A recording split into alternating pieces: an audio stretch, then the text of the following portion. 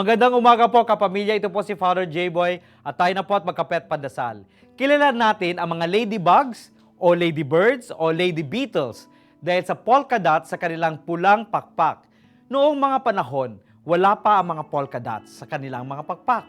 Isang araw, nag-usap sila na maglakbay patungo sa isang malaking lawang narinig lamang nila sa kanilang mga ninuno. Marami ang bumalik na nagkwento kung gaano kaganda ang lawa.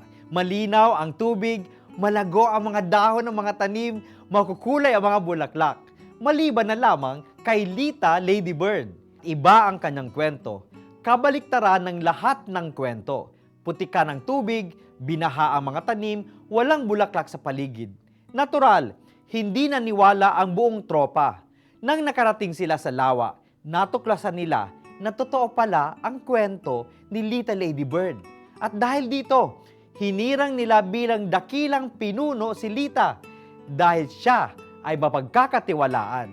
At ang mga sinungaling, pinintahan nila ng bilog na itim ang kanilang mga pakpak.